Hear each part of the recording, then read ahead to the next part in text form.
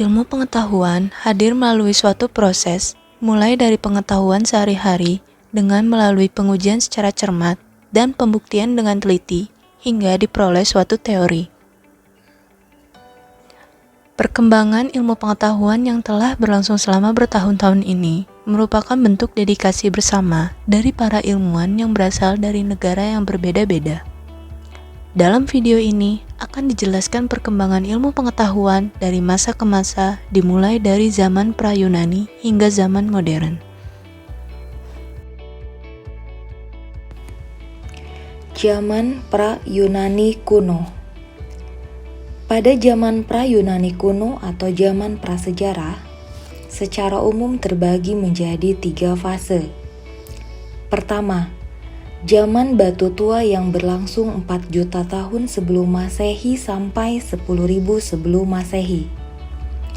Ciri khas pada zaman ini diantaranya adalah menggunakan alat-alat sederhana yang dibuat dari batu dan tulang, mulai mengenal bercocok tanam dan beternak.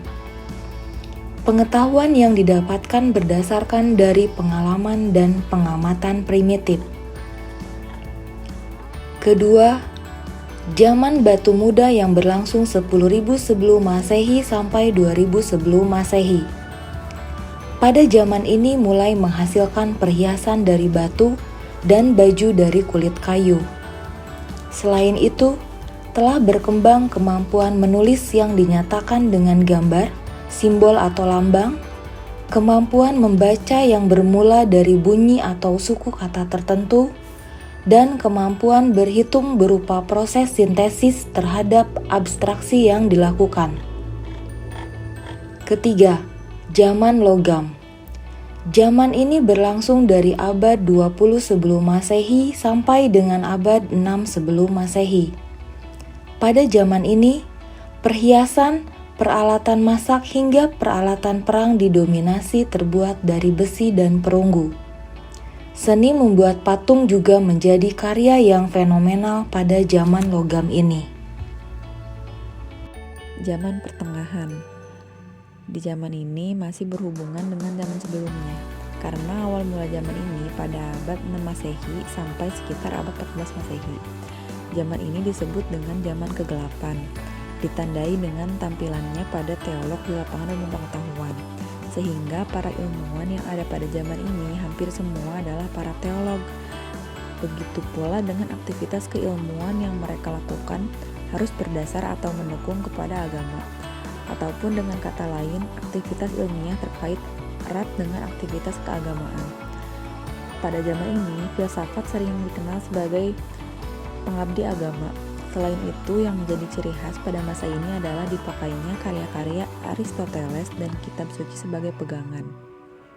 Ketika bangsa Eropa mengalami masa kegelapan, kebangkitan justru menjadi milik Islam. Pada masa ini, Islam mendapatkan masa keemasannya. Selain itu, pada abad ini terjadi perkembangan kebudayaan di Asia Selatan dan Timur, seperti ajaran Lao Tse, menjaga keharmonisan dengan alam, dan Confucius, konsep kode etik luhur mengatur akal sehat. Pada masa kegelapan ini, ilmu pengetahuan di Eropa tidak berkembang.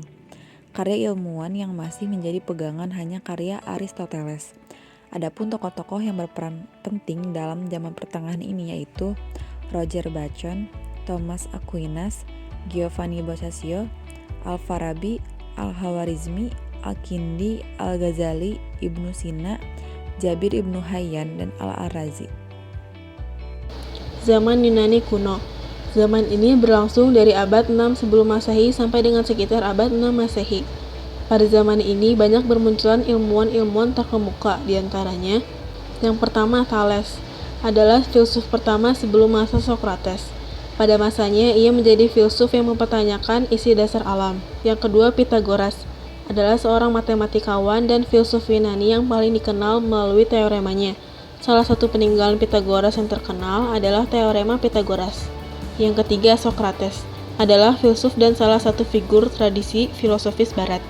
Sumbangsi Socrates yang terpenting bagi pemikiran Barat adalah metode penyelidikannya. Socrates dikenal sebagai bapa dan sumber etika atau filsafat moral dan juga filsafat secara umum. Yang keempat Plato, adalah murid Sokrates dan guru dari Aristoteles.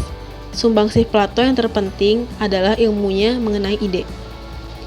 Yang kelima, Aristoteles adalah seorang filsuf Yunani, murid dari Plato dan guru dari Alexander yang Agung. Ia memberikan kontribusi di bidang metafisika, fisika, etika, politik, ilmu kedokteran, dan ilmu alam.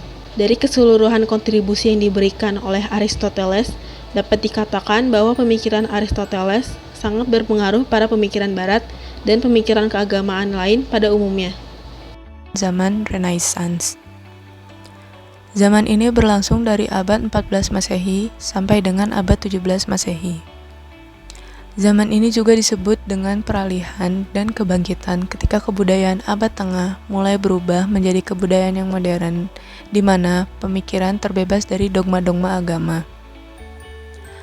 Pada masa kebangkitan ini, mulai bermunculan ilmuwan-ilmuwan baru yang menemukan teori atau konsep baru yang menjadi sejarah dalam perkembangan ilmu. Yang pertama adalah Nicolaus Copernicus. Ia mencetuskan teori tentang matahari sebagai pusat tata surya, yang kemudian dianggap sebagai salah satu penemuan terpenting sepanjang masa, dan merupakan titik mula fundamental bagi astronomi modern dan sains modern. Yang kedua adalah Galileo Galilei. Sumbangannya terhadap keilmuan antara lain adalah penyempurnaan teleskop dengan 32 kali pembesaran dan berbagai observasi astronomi seperti menemukan satelit alami Jupiter, yaitu Io, Europa, Ganymede, dan Callisto pada 7 Januari 1610. Dan terakhir adalah Johannes Kepler. Ia paling dikenal melalui hukum gerakan planet. Dalam teorinya, ia menyimpulkan bahwa setiap planet mengitari matahari dalam orbit elips pada kecepatan yang bervariasi sesuai dengan jaraknya dari matahari. Zaman modern. Hal ini ditandai dengan adanya ilmuwan yang menemukan penemuan-penemuan dalam bidang ilmiah. Eropa yang merupakan basis perkembangan ilmu melahirkan ilmuwan yang populer. Menurut tim dosen filsafat ilmu UGM, tokoh yang menjadi pionir pada masa ini adalah: pertama, René Descartes. Ia juga dikenal sebagai Renatus Cartesius. Ia adalah seorang filsuf dan matematikawan Prancis. Karya yang terpenting ialah Discours de la Méthode dan Médiations de Prima Philosophia. Descartes kadang dipanggil penemu filsafat modern dan bapak matematika modern. Yang kedua adalah Isaac Newton. Ia adalah seorang fisikawan, matematikawan, ahli astronomi, filsuf alam, alkimiawan, dan teologi. Dalam bidang optika, ia berhasil membangun teleskop refleksi yang pertama dan mengembangkan teori warna berdasarkan pengamatan sebuah kaca prisma. Yang ketiga adalah Charles Darwin. Ia adalah seorang naturalis Inggris yang teori revolusinya meletakkan landasan bagi teori evolusi modern dan prinsip garis keturunan yang sama, dengan mengajukan seleksi alam sebagai mekanismenya. Yang keempat adalah J.J. Thomson. Ia adalah seorang ilmuwan yang penelitiannya membuahkan penemuan elektron. Thomson mengetahui bahwa gas mampu menghantar listrik. Ia menjadi perintis ilmu fisika nuklir. Perbedaan antara zaman modern dengan zaman kontemporer, yaitu zaman modern adalah era perkembangan ilmu yang berawal sejak sekitar abad ke-15. Sedangkan zaman kontemporer adalah era perkembangan terakhir yang terjadi hingga sekarang.